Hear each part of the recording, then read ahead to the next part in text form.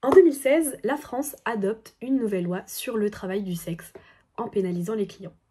L'objectif, lutter contre l'exploitation et aider les travailleuses du sexe à sortir de la prostitution. Mais 9 ans plus tard, quel bilan peut-on en tirer? Cette loi a-t-elle tenu ses promesses ou au contraire a-t-elle fragilisé les premières concernées? On va donc voir dans un premier temps le contexte législatif avant 2016. Avant 2016, la France suit un modèle abolitionniste.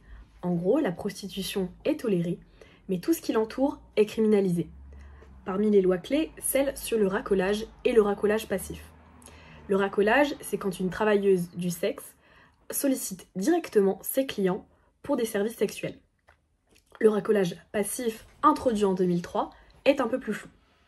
Cela concerne une personne accusée de racolage non pas pour solliciter directement un client, mais simplement en raison de son attitude ou de son apparence, comme une tenue vestimentaire jugée subjective. Cela a permis des arrestations très arbitraires, en particulier envers les travailleuses du sexe les plus précaires et les migrantes. Le résultat, des violences policières, une stigmatisation accrue et des situations encore plus dangereuses pour les travailleuses du sexe qui se retrouvaient criminalisées simplement pour leur présence dans l'espace public. Mais les clients, eux, n'étaient pas toujours inquiétés par la loi. À l'époque, il y avait un gros débat entre les associations féministes abolitionnistes qui voulaient éradiquer la prostitution et les syndicats des travailleuses sexuelles comme le STRAS qui réclamaient des droits et une meilleure protection. En parallèle, des tensions apparaissent aussi entre une approche répressive et une approche sanitaire, notamment pour la prévention des maladies sexuellement transmissibles. Dans un second temps, on va voir que change concrètement la loi de 2016. Du coup, en 2016, la France décide de changer d'approche.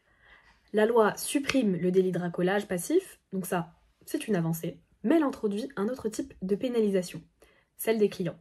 Désormais, un client qui achète un acte sexuel risque une amende de 1 500 €, qui peut monter jusqu'à 3 750 € en cas de récidive.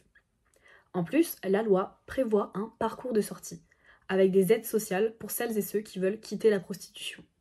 Cependant, en pratique, il est souvent critiqué pour son manque d'accessibilité, de financement et d'efficacité.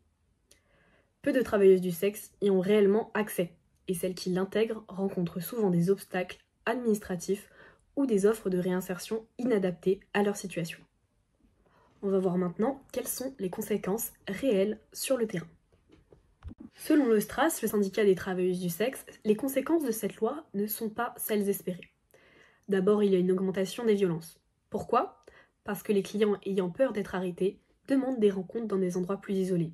Résultat, les travailleuses du sexe se retrouvent dans des situations plus risquées. Ensuite, la négociation avec les clients devient plus difficile. Certains en profitent pour imposer des conditions dangereuses, comme notamment l'absence de préservatif. Comme les travailleuses du sexe ont moins de clients et plus de précarité, elles ont moins de marge pour refuser. Autre effet pervers, un recul de l'accès aux soins et aux services sociaux.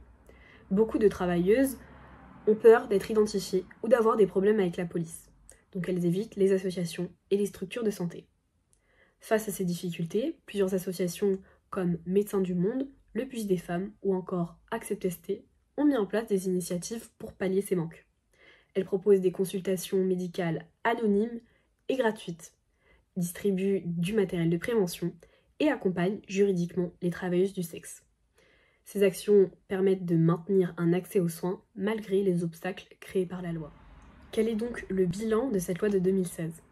9 ans après, la loi de 2016 divise toujours.